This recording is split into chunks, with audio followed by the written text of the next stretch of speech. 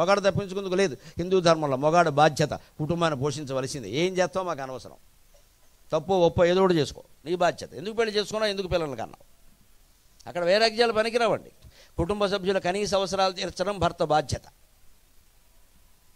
అత్యంత దరిద్రుడు ఏమున్నారంటే కష్టపడి పని చేసుకోవాలి.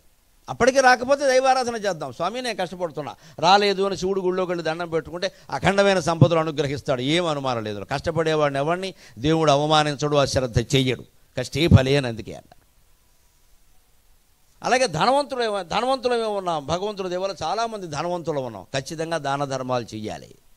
మనకి హిందూ ధర్మంలో నోములు, వ్రతాలు, పూజలు అన్నీ మన సంపదల్ని మనం తరిగించుకోవడం కోసం ఏర్పాటు చేశారు.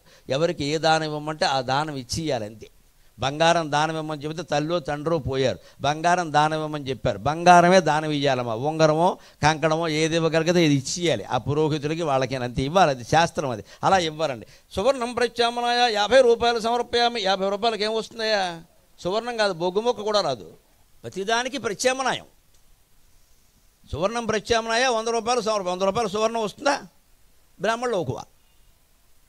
లేకపోతే ఎవడు దానం ఇస్తే వాళ్ళు ఇచ్చేద్దాం చాలే, ఇప్పటికే చాలా ఇచ్చేసాం, ఇంక మనకు ఉన్న దాంట్లో ఇచ్చిందంట. సువర్ణం అంటే సువర్ణమే ఇవ్వాలి, రజతం అంటే రజతమే ఇవ్వాలి. అప్పుడే అది ఫలిస్తుంది. ఇలా చేస్తే రేపొద్దున మన పిల్లలు మనకే అంతే చేస్తారు. ఇది మనిషిలో రావాల్సినటువంటి మార్పు. మా దేవాలయాలకు వస్తున్న కొద్దీ భక్తి జ్ఞాన వైరాగ్యాలు పెరగాలి, కోరికలు తగ్గిపోవాలి, మోక్షవాంఛ పెరగాలి. అందుకోసం ప్రవచనాలు, అందుకోసం దేవాలయాలు. ఒక 100 పోలీస్ స్టేషన్లు సాధించలేని పని భగవద్భక్తి సాధిస్తుందండి. భగవద్భక్తి సాధిస్తుంది. 100 పోలీస్ స్టేషన్లు అక్కల ఒక్క దేవాలయం చాలు సరిగ్గా నడిస్తే. నిజంగా గుళ్ళోకి వెళ్ళి ఇక్కడ ఇంకా పైగా శ్రీశైలంలో మనకి ఎక్కడా లభించిన అవకాశం, భగవంతుడిని చేతులతో ముట్టుకునే అవకాశం అండి. ఎక్కడైనా ఉందా? ప్రపంచంలో ఎక్కడైనా ఉందా? ఈ ఒక్క క్షేత్రంలో ఉందా అదృష్టం? ఈవేళ మధ్యాహ్నం నాకు అవకాశం ఇస్తే ఆ పట్టుకుని అక్కడి నుంచి లేవబుద్ధి కాలేదు. అసలు లేవబుద్ధి కాలేదు. ఎందుకయ్యా ఇక్కడ ప్రాణం తీసేసుకోరాదా? ఇప్పటికీ 64 ఏళ్ళు బతికో, ఇంకా బతకాలని అడిగాను శివుడిని.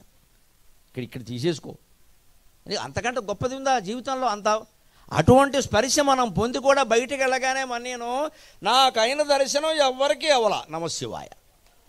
ఇదో పెద్ద అహంకారం. ఇక్కడ ఈ అహంకారం పోగొట్టుకోవడమే దర్శనం. భగవంతుడిని ముట్టుకునే అవకాశం ఇచ్చిన ఏకైక క్షేత్రం అండి శ్రీశైలం. ఇంకెక్కడా లేదు కదా. ఆ ముట్టుకున్నాక మనం ఎలా ఉండాలి? పసిపిల్లను ముట్టుకోగానే పసితనం వస్తుంది కదా మనకి.